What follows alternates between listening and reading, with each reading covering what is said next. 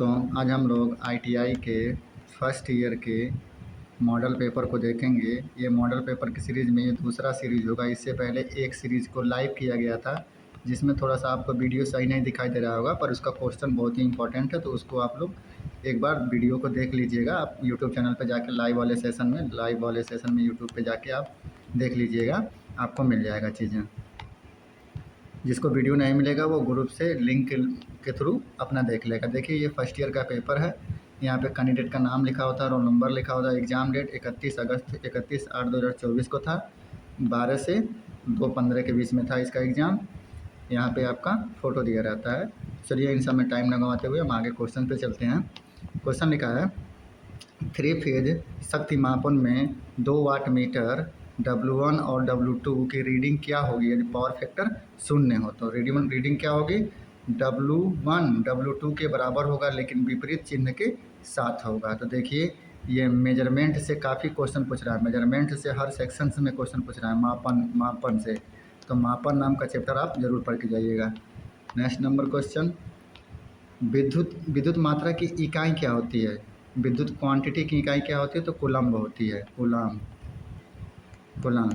ठीक ना। अब इसको समझाने का ज़्यादा टाइम नहीं है, बस इतना पढ़ते चले जाइए, आपको पता चल जाएगा कि क्वेश्चन किस हिसाब से आते हैं और कहाँ से क्वेश्चंस आते हैं। What is the reciprocal of reluctance in AC parallel circuit. देखिएगा, पिछले वाले क्वेश्चंस में भी, पिछले वाले जो मॉडल पेपर है मॉडल 1 में देखिएगा तो यही क्वेश्चंस आया है अलग डेट में, और इसमें देखिए यही क्वेश्चंस आया है अलग डेट में, सस्पेंटेंस। तो आप ऐसा कर सकते हैं कि प्रतिक्रिया यानी कि रिएक्टेंस का जो विलोम होता है सस्पेंटेंस होता है। इसको याद रख लीजिएगा, काफ़ी इंपॉर्टेंट है, काफ़ी आईएमपी क्वेश्चन है। नेक्स्ट आगे बढ़ते हैं। अवशिष्ट धारा सर्किट ब्रेकर द्वारा क्या सुरक्षा प्रदान की जाती है। तो क्या सुरक्षा प्रदान की जाती है, बिजली के झटके से सुरक्षा प्रदान की जाती है अवशिष्ट रेसिडुअल सर्किट ब्रेकर द्वारा। देखिए, ये भी क्वेश्चन 01 मॉडल पेपर में मिल जाएगा, और इस वाले में भी यही क्वेश्चन आपको मिल जा रहा है। तो मतलब एक ही तरीके का क्वेश्चन बार बार पूछ रहा है। ये डीजीटी जो है ना, डीजीटी जो है एक ही तरीके का क्वेश्चन बार बार पूछ रहा है। सिर्फ लड़के अगर किसी एक मॉडल पेपर को देख के जाते हैं तो उनको आराम से पासिंग नंबर आराम से मिल जाएगा, कोई दिक्कत नहीं होगी। सिर्फ आप ये वीडियो देख के जाते हैं तभी भी। नेक्स्ट, एक निरपेक्ष उपकरण कौन सा है। एक निरपेक्ष उपकरण कौन सा है, तो स्पर्श रेखी गैल्वेनोमीटर क्या है, एक निरपेक्ष उपकरण है। काफ़ी इंपॉर्टेंट क्वेश्चन है, नोट डाउन कर लीजिए। अब यहाँ देखिए, कलर कोड से क्वेश्चन दिया हुआ है, तो कलर कोड आप ज़रूर पढ़िए। कलर कोड को बिना पढ़े हुए नहीं जाइएगा। कल हम लाइव होंगे, तो कल हम लाइव होकर कलर कोड को दिखाएंगे, तो सभी लोग तैयार रहिएगा लाइव होकर देखने के लिए। यहाँ पे देखिए 4 कलर दिए गए हैं, रेड, ग्रीन, ऑरेंज और गोल्ड। इन चारों कलर में से आप कलर कोड कैसे निकालेंगे, तो याद रखिएगा कि इसका एक फार्मूला होता है। या तो आप फार्मूला रट लीजिए, या तो आप किसी भी तरीके से कर लीजिए। इसका फार्मूला होता है, इसका फार्मूला हम यहाँ थोड़ा पेज को बड़ा करते हैं और इधर हटाते हैं, इसको मिटाते हैं, और हम इधर थोड़ा आते हैं, और यहाँ पे हम कलर कोड लिखते हैं। Colour code formula. तो इसका एक ट्रिक होता है, ट्रिक से याद रखिए, BB Roy of great Britain has very good wife. अब देखिए, बी से आपका ब्लैक हो जाता है, फिर ब्राउन हो जाता है, रेड हो जाता है, ऑरेंज हो जाता है, येलो हो जाता है, फिर आपका ये ग्रीन हो जाता है, वायलेट हो जाता है, यहाँ से वायलेट हो जाता है, यहाँ से ग्रीन हो जाता है, यहाँ से वाइट हो जाता है। तो इस तरीके से हम क्वेश्चन यहाँ 1 2 3 इस तरीके से हम लेते हैं, 0 1 से चलता है ये। तो ये वाला आप फॉर्मूला याद रखिएगा, BB Roy of great Britain has very good wife. बाकी चीज़ों को हम आपको कल बता देंगे, क्योंकि ये बहुत बड़ा टॉपिक है। तो ये वाला फार्मूला जिनको भी आता है वहाँ देखिएगा, पहली वैल्यू दूसरी वैल्यू, यानी कि रेड और ग्रीन की वैल्यू को हम लिख लेते हैं। तो ध्यान रखिए कि रेड की वैल्यू आपकी 2 होती है, ग्रीन की वैल्यू आपकी 5 होती है, तीसरा हमारा जो तीसरा ऑरेंज है इसको हम मल्टीप्लायर में लेते हैं। तो ऑरेंज का मल्टीप्लायर वैल्यू कितना होता है, तो ऑरेंज का मल्टीप्लायर वैल्यू 10⁻³ होता है, 10⁻³ होता है। और लास्ट गोल्ड का जो है ये प्लस माइनस में टॉलरेंस लेते हैं। तो गोल्ड का टॉलरेंस कितना हो जाता है, 5%। कितना हो जाता है? 5%। तो इसका जो राइट आंसर होगा 25 मेगा ओम, 25 मेगा ओम होना चाहिए। तो देखिए क्या लिखा है, 25 गुणे 10/3 प्लस माइनस इतना टॉलरेंस। तो आप ये फार्मूला, ये जो फार्मूला है इसको हमने बताया है। अगर आपको चीज़ें अच्छी लगेंगी तो आप कमेंट में करिएगा, हम आपको कलर कोड अलग से समझा देंगे। समझ में आया? नेक्स्ट क्वेश्चन पे हम आगे बढ़ते हैं। कौन सा वायरिंग इंस्टॉलेशन सिस्टम अर्थिंग का उपयोग करता है? कौन सा वायरिंग करता है? तो उपकेंद्रक वायरिंग जो होता है वो अर्थिंग का उपयोग करता है। नेक्स्ट क्वेश्चन पे हम चलते हैं। विद्युत ट्रांसफार्मर में टैप परिवर्तक का उद्देश्य क्या होता है? Maintain the secondary voltage constant, मतलब द्वितीय सेकेंडरी वोल्टेज को स्थिर बनाने के लिए हमें किसकी ज़रूरत पड़ती है? तो टाइपिट की ज़रूरत पड़ती है। देखिए ट्रांसफार्मर से कितने क्वेश्चन आ रहे हैं। चित्र में दिखाए गए प्रकाश का क्या नाम है? ये जो चित्र में हमारे प्रकाश दिखाया गया इनका क्या नाम है? तो यहाँ पे देखिएगा, इसका नाम है स्पॉटलाइट। ध्यान देखिए, ध्यान से देखिए, यहाँ से लाइट हो रहा आ रहा रिफ्लेक्ट होके ये एक सिंगल पॉइंट पे जाके दे रहा है, एक सिंगल पॉइंट पे आके हमें लाइट मिल रही है, तो ये स्पॉटलाइट हो जाएगा। नेक्स्ट, पीपीई की गुणवत्ता के लिए किन मानदंडों का उपयोग किया जाता है? किन मानदंडों को पूरा किया जाता है? PPE personal protective equipment, PPE का पूरा नाम होता है। तो यह खतरों का सामना करने में सक्षम होना चाहिए। जो पीपीई इक्विपमेंट हो खतरों को सामना करने में सक्षम होता है तो आप उसका यूज करेंगे। एक एकल फेज है वायरिंग परिपथ के वोल्टेज पाथ को निकालने का सूत्र क्या है? तो वोल्टेज पाथ यानी कि वोल्टेज ड्रॉप को निकालने का सूत्र क्या है? तो IRA को ही हम वोल्टेज ड्रॉप बोलते हैं। तो पहला वाला आंसर सही है, ये आप नोट डाउन कर लीजिएगा, बेसिक इलेक्ट्रिसिटी से ये सवाल है। नेक्स्ट, माइक्रो ओवन में से स्टीरर मोटर का क्या काम होता है? स्टीरर नहीं होता, स्ट्रीपर होता है। तो ये गलत लिखा है, स्ट्रीपर होता है, स्ट्रीपर मोटर होता है। तो स्ट्रीपर मोटर का क्या काम होता है माइक्रोमीटर में? तो घूमता है और विद्युत चुंबकीय ऊर्जा को दर्शाता है। ये घूम के क्या दर्शाता है? विद्युत चुंबकीय ऊर्जा को दर्शाता है। नेक्स्ट, ELCV किस प्रकार की सुरक्षा प्रदान करता है? ELCV ग्राउंड फॉल्ट को हमें सुरक्षा प्रदान करता है। नेक्स्ट, प्रतिचुंबकीय पदार्थ कौन सा है? तो लकड़ी जो हमारा है प्रतिचुंबकीय पदार्थ है, जिसमें चुंबक का गुण नहीं हो। MCCB का विस्तार रूप क्या है? तो moulded case circuit breaker, moulded case circuit breaker, ये आपका पहला नंबर का आंसर सही हो जाएगा। MOULDED, moulded case circuit breaker. तो इसका नाम याद रखिएगा, हो सकता है आपके भी एग्जाम में ये क्वेश्चन आ जाए। यदि विद्युत आवेश Q तथा वोल्टेज V को धारिता तो धारिता C की सही अभिव्यक्ति कौन सी है? धारिता C इक्वल टू क्या होता है? तो C इक्वल टू क्या होता है? C equal to Q upon का V होता है। डायरेक्ट फॉर्मूला है ये। यदि प्रकाश की तीव्रता बढ़ा दी जाए तो प्रकाश आश्रित प्रतिरोध LDR का प्रतिरोध क्या होगा? प्रकाश की तीव्रता बढ़ा दिया तो घट जाएगा। अगर प्रकाश बढ़ाएंगे तो LDR की रेजिस्टेंसिविटी क्या हो जाएगी? वो घट जाएगी, याद रखिएगा। खाद मिक्सर में किस प्रकार का AC एकल फेज मोटर का प्रयोग किया जाता है? तो यूनिवर्सल मोटर का प्रयोग किया जाता है। What is the value of current in I6? I6 में करंट की वैल्यू क्या होगी? I6 में करंट की वैल्यू क्या होगी? याद देखिए, आने वाली धारा 1 है, 2 है, 3 है और 4 है, बराबर जाने वाली धारा। तो इसको हम कर सकते हैं, देखिए ऑप्शन में किस तरीके से दिया है। अच्छा, जोड़ दिया है। तो होता है ये, आप लोग पढ़े होंगे किरचॉफ का नियम, आने वाली बराबर जाने वाली। तो यहाँ पे देखिए इन सबको जोड़ लीजिए ना, 2 3 5 10 1 11 है, इसमें से 4 घटा दीजिए, 7 4 11, 7 आंसर आना चाहिए। आगे बढ़िए, 7 आंसर आया यहाँ पे, सही है। नेक्स्ट चलिए, पावर ट्रांसफार्मर में वुकोज रिले का कार्य क्या होता है? वुकोज रिले का ओवरलोडिंग और शॉर्ट सर्किट से सुरक्षा के लिए वुकोज रिले का उपयोग किया जाता है। IMP क्वेश्चन है, इंपॉर्टेंट क्वेश्चन है। नेक्स्ट हम बढ़ते हैं, वायरिंग इंस्टॉलेशन में परिपथ आरेख का क्या उद्देश्य होता है? किसी विशिष्ट कार्य के लिए सर्किट का योजनाबद्ध कनेक्शन दिखाने के लिए हमें किसकी ज़रूरत पड़ती है? परिपथ आरेख की ज़रूरत पड़ती है। इसको अच्छे से पढ़ लीजिएगा, वीडियो रोक के पढ़ लीजिएगा। यदि 3 प्रेरकत्व L1 L2 L3 श्रृंखला में जुड़े हों तो कुल प्रेरकत्व कितना होगा? टोटल वही होता है जो सीरीज में जुड़ता है। यानी कि L is equal to L equivalent लिख देंगे, L1 L2 L3 जितना भी है सब जोड़ दीजिए, वही हो जाएगा। नेक्स्ट, पावर ट्रांसफार्मर में विस्फोट वेंट का उद्देश्य क्या होता है? विस्फोट वेंट का उद्देश्य क्या होता है? तो दबाव का उत्सर्जन, प्रेशर रिलीज का काम करता है हमारा विस्फोट वेंट। यूजी केबल में बैंड इंसुलेशन का उद्देश्य क्या होता है? धात्विक कवच को रक्षण से बचाने के लिए। नेक्स्ट, ब्रिटानिया टी ज्वाइंट का क्या उपयोग है? ओवरहेड लाइन से सर्विस कनेक्शन को टैप करने के लिए ब्रिटानिया जोड़ का उपयोग किया जाता है। समांतर में जुड़े प्रतिरोध R1, R2, R3 के समतुल्य RT का सूत्र क्या होगा?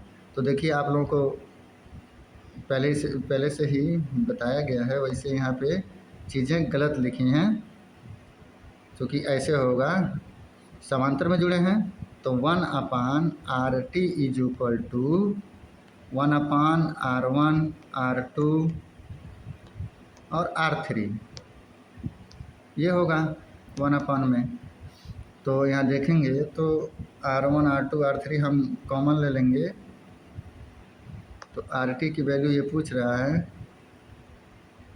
क्योंकि यहाँ पे गड़बड़ी किया है, यहाँ पे 1/, लिखना चाहिए था इसे, क्योंकि इसने नहीं लिखा है, तो फॉर्मूला ये होता है, इसी साथ मिला लीजिएगा, नहीं तो यहाँ पे चले जाएंगे आप, तो इन सभी में यहाँ पे हो जाएगा क्या, R2, R3 प्लस यहाँ पे क्या हो जाएगा, R1, R3 प्लस यहाँ पे क्या हो जाएगा, R1, R2 अपॉन में R1, R2, R3। अब ये इधर जाएगा,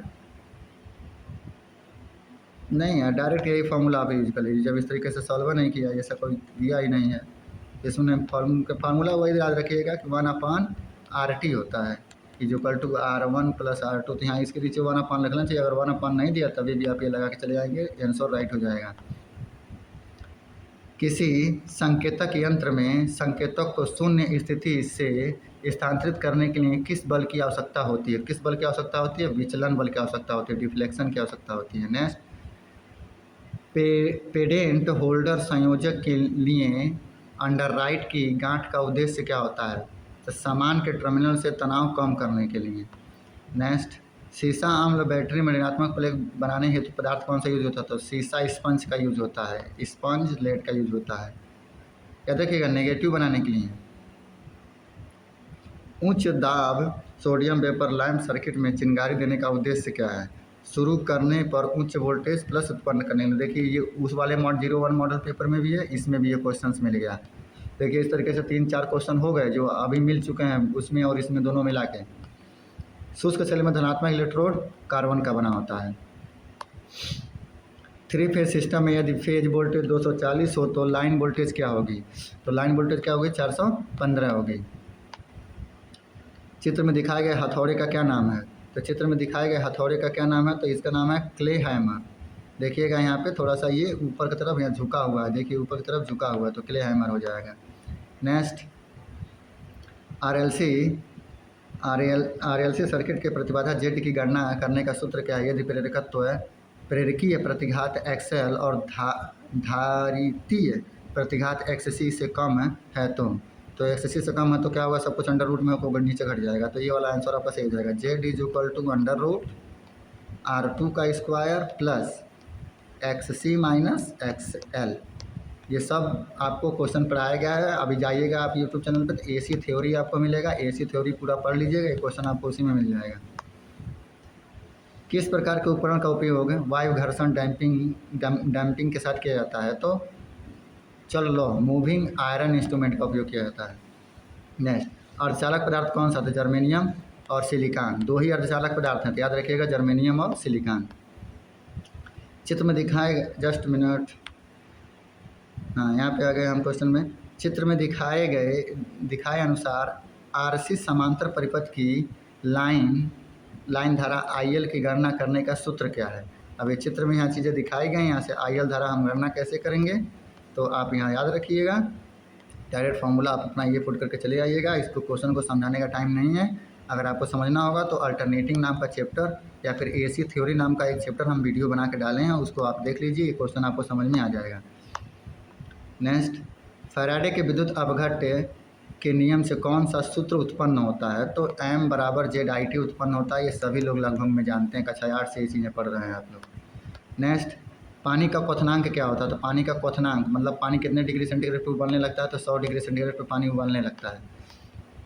फर्स्ट ऑर्डर लीवर के लिए कौन सा उपकरण है? तो फर्स्ट ऑर्डर लीवर के लिए सीजर का एक पेयर, ये बहुत ही इंपॉर्टेंट है, इसको रट लीजिएगा। सीजर का एक पेयर। लीवर से एक क्वेश्चन आपको जरूर मिलेगा किसी न किसी एग्जाम में, एक वर्गमूल से मिलेगा। तो 23 का वर्गमूल होता है, इतना का दशमलव भिन्न को प्रतिशत में बदलिए। तो दशमलव को प्रतिशत में आप बदलेंगे तो कितना हो जाएगा? 45.6% हो जाएगा। ये आपका आंसर हो जाएगा। 001 का वर्गमूल क्या होता है? इतना होता है। देखिए ये सब के सब क्वेश्चन जितने भी वर्कशॉप कैलकुलेशन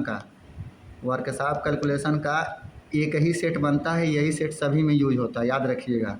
चाहे आपका पेपर 1 तारीख को, चाहे आपका पेपर 10 तारीख को, आप सभी लोगों का पेपर सेम ही होगा वर्कशॉप कैलकुलेशन ड्राइंग वगैरह का। देखिए फिर यहाँ आयत के परिमाप का आ गया, जिसमें इतनी लंबाई चौड़ाई दिया है 76 है, ये उसमें भी 01 मॉडल पेपर में भी है, इसमें भी है, सारे के सारे क्वेश्चन सेम टू सेम है। अब ये बदल जाता है आपका ड्राइंग। सामग्री के पारंपरिक प्रतीक को पहचानिए। ये पारंपरिक प्रतीक किस सामग्री में आता है? तो ये सब आपको नोट करना पड़ेगा, रटना पड़ेगा। तो कॉन्सरेट यानी कि ठोस पदार्थ में ये सब चीज़ें आती हैं। ऐसा चित्र में दिखाएगा सामग्री के पारंपरिक प्रतीक की पहचान करिए। तो ये कौन सी सामग्री का पारंपरिक प्रतीक है? तो ये लकड़ी का प्रतीक है। देखिए लकड़ी को जब आप काटेंगे तो अंदर से ऐसे ही दिखाई देगा, उसी तरीके से जब आप किसी ठोस को काटेंगे तो अंदर से इस तरीके से दिखाई देगा। मानक के अनुसार इस सर्कल में कौन सा आयाम सही ढंग से चित्रित है? ये वाला आयाम चित्रित है कि ये वाला चित्रित है कि ये वाला चित्रित है कि ये वाला? तो देखिए हमारा सी वाला आयाम चित्रित है, बाकी कोई भी हमारा सही नहीं है। तो ध्यान से देख लीजिएगा सी वाला किस तरीके से दिया है, रोक के वीडियो को समझ लीजिएगा। इनमें से ज़रूर एक आध दो क्वेश्चन इसमें से मिल जाएगा। आइडेंटिफाई द प्रिज्म, ये हम आपको 01 में ही बताए थे, इसमें बताने की कोई ज़रूरत नहीं है। 1 2 3 4 5 6 है तो हेक्सा में आ जाएगा। 6 है तो किस में आ जाएगा? 6 है तो हेक्सा में आ जाएगा। फिर उपकरण का नाम पहचानिए, ये कौन सा उपकरण है?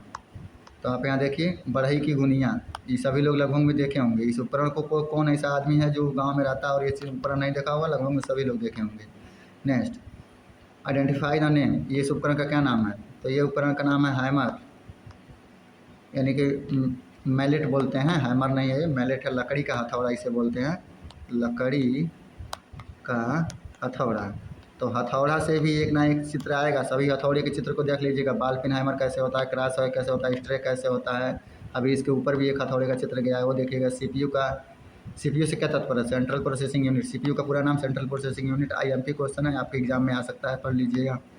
Next, fill in the black. Your pencil is than mine, your pencil is sharper than mine. हम मेरा पेंसिल, योर पेंसिल, तुम्हारा पेंसिल मेरे पेंसिल से ज़्यादा शार्प है, मतलब ज़्यादा छिला हुआ है। ए प्रोग्राम दैट है infected other programs by modifying them is called virus. एक प्रोग्राम जो दूसरे प्रोग्राम को इफेक्ट करता है तो वो क्या होता है? एक वायरस होता है, तभी तो दूसरे को इफेक्ट करेगा। Is the brain of computer, तो central processing unit CPU is the brain of computer होता है, याद रखिएगा। यहाँ आप कीबोर्ड आपका इनपुट डिवाइस है। डेस्कटॉप पूरा कंप्यूटर में आ जाता है। विंडोज एक ऑपरेटिंग सिस्टम है, ओपी है। नेक्स्ट, इनमें से कौन सा एक ऑनलाइन जॉब सर्च प्लेटफॉर्म नहीं है? कौन सा एक ऑनलाइन जॉब सर्च प्लेटफॉर्म नहीं है? लिंक्डइन है, ग्लासडोर भी है, इंडीड भी है, लेकिन स्नैपचैट नहीं है। स्नैपचैट से हम शॉर्ट वीडियो डालते हैं। नेक्स्ट, जिस तरह से पैसा बचाया जाता है, खर्च किया जाता है और निवेश किया जाता है, उन्हें क्या कहते हैं? तो फाइनेंशियल लिटरेसी कहा जाता है। जीएसटी का पूरा नाम, बहुत इंपॉर्टेंट क्वेश्चन है, गुड्स एंड सर्विस टैक्स। कई बार ये क्वेश्चन आया हुआ है, जीएसटी का पूरा नाम। ये जितने अंग्रेजी वाली क्वेश्चन पढ़ रहे हैं सब आराम से पढ़ लीजिएगा। स्मार्ट में एम का क्या मतलब? स्मार्ट में एम का मतलब मेजरेबल होता है। क्या होता है? मेजरेबल होता है, याद रख लीजिएगा, काफ़ी इंपॉर्टेंट है। स्मार्ट में एस का क्या मतलब है? स्पेसिफिक होता है। SMART, इन सभी मीनिंग का किसी ना कोई मतलब होता है, तो इन सभी का मतलब आप कॉपी पे लिख लीजिएगा। एम का मतलब आपने देख लिया, मेजरेबल होता है। एस का मतलब आपने देख ही लिया क्या होता है, स्पेसिफिक होता है। उसी तरीके से ए और आर टी का होता है, ये भी आप अपने अकॉर्डिंग गूगल से सर्च करके नोट डाउन कर लीजिएगा। सभी डिलीट की गई फाइलें कहाँ स्टोर की जाती हैं, तो रिसाइकल बिन में स्टोर किया जाता है। कंप्यूटर में अगर कोई चीज़ आप डिलीट कर देते हैं तो रिसाइकल बिन में स्टोर होती है, लेकिन अगर आप उसी चीज़ को शिफ्ट के साथ में दबा के डिलीट करते हैं तो वो चीज़ें आपकी हमेशा के लिए डिलीट हो जाती है। Fill in the blanks with proper interrogative adjective. Are you going, तो वेयर आर यू गोइंग, आप कहाँ जा रहे हो। कुछ ना कुछ विभिन्न प्रकार के इकाइयों से बनता है, तो विविधता, डाइवर्सिटी जो होता है वो विभिन्न प्रकार की इकाइयों से मिलके बनता है। जब आप अपना बायोडाटा ईमेल के माध्यम से भेजते हैं तो आप उसे के रूप में भेज सकते हैं, आप उसे अटैचमेंट के रूप में भेज सकते हैं। जब आप ईमेल करेंगे तो कोई बायोडाटा भेजना रहता है, कोई फ़ोटो भेजना रहता है, कुछ भी भेजना रहता है, तो उसको हम कहाँ भेजते हैं, अटैचमेंट में सेव करके भेजते हैं, याद रखिएगा। नेक्स्ट, स्मार्ट में देखिए ये का क्या मतलब है, तो अचीवेबल मतलब जो कुछ हासिल करने वाला, इसका इंग्लिश होगा हासिल करने वाला, अचीवेबल। क्रिया के वर्तमान प्रगतिशील काल के साथ रिक्त स्थान भरें। The train thought the tunnel, तो the train is passing thought the tunnel. तो फिल एंड ब्लैंक से 5 से 7 क्वेश्चन इंग्लिश के फिल एंड ब्लैंक से मिलेगा फर्स्ट ईयर वाले, इन चीज़ को याद रखिएगा फर्स्ट ईयर वाले। नेक्स्ट, रेल या उड़ान की घोषणा को सुनना शिक्षक का लेक्चर के अंतर्गत आता है। लिसनिंग टू ट्रेन और flight announcement teachers lecture comes under compressive listening के अंतर्गत में आता है। नेक्स्ट जस्ट मिनट, नेक्स्ट हमारा कौन सा एक संयोजन नहीं है, तो ऑन एक क्या है, संयोजन नहीं है। Which is one not a conjunction, तो ऑन एक कंजक्शन नहीं है। MS paint which extension is support, MS paint में कौन सा एक्सटेंशन सपोर्ट नहीं करता लिखा है, तो डॉक सपोर्ट नहीं करता है, जबकि गिफ्ट, JPG और PNG सब फोटो के ही हैं, सब सपोर्ट करता है। तो ये देख लीजिएगा, एक क्वेश्चन आपको एक्सटेंशन से ज़रूर मिलेगा, चाहे PDF का एक्सटेंशन पूछ ले, चाहे आपका फ़ोटो का पूछ ले, चाहे आपका वीडियो का पूछ ले, चाहे आपका MP3 का पूछ ले, तो इन सभी का अलग अलग एक्सटेंशन होता है। आप गूगल पे सर्च करोगे आपको चीज़ें मिल जाएंगी। और ये जो डॉक होता है किसका एक्सटेंशन होता है, तो ये MS ऑफिस का एक्सटेंशन होता है, MS ऑफिस वर्ड का एक्सटेंशन होता है। नेक्स्ट, एक ईमेल में आप प्राप्तकर्ता का ईमेल एड्रेस कहाँ जोड़ेंगे जिस पे आप ईमेल की कॉपी भेजना है। आप ईमेल कर रहे हैं तो आप कहाँ पे ईमेल एड्रेस को डालेंगे प्राप्तकर्ता का ईमेल एड्रेस कहाँ जोड़ेंगे। In an email where you add the receipt email address कहाँ जोड़ेंगे, तो CC में जोड़ते हैं, वहाँ लिखा रहता है। जब आप मेल करेंगे तो कंपोज में जाएंगे तो वहाँ CC लिखा रहता है, टू CC वगैरह वगैरह। एक विकास मानसिकता वाला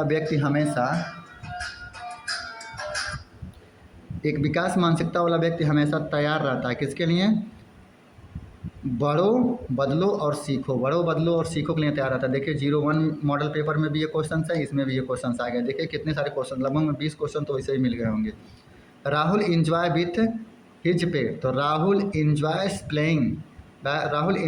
प्लेइंग विथ हिज पेट, तो ये वाला आंसर सही हो जाएगा। Which of the following is not true, तो प्रत्येक ग्राहक से समान प्रश्न पूछना ही क्या है, ये सही नहीं है। देखिए ये भी क्वेश्चन सेम है। अपने आप को विकसित करने के लिए आपको क्या करना चाहिए, खुद को जानना चाहिए। देखिए ये भी क्वेश्चन 01 के थ्रू एकदम सेम टू सेम है। अनुचित पद को पहचानें, तो ग्रीन पॉपुलेशन जो है ये एक हरित प्रदूषण जो है एक अनुचित पद है।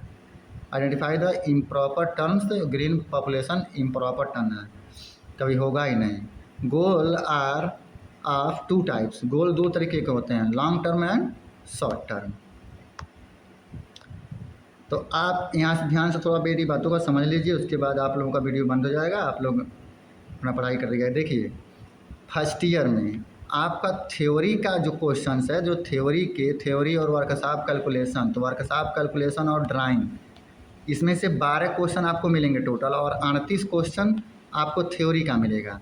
तो इन 38 में से अगर आप ये मॉडल पेपर देखते हो तो ज़रूर आपको 15 से 20 क्वेश्चन आपको एज इट इज़ मिल जाएगा। समझ में आया इस मॉडल पेपर से।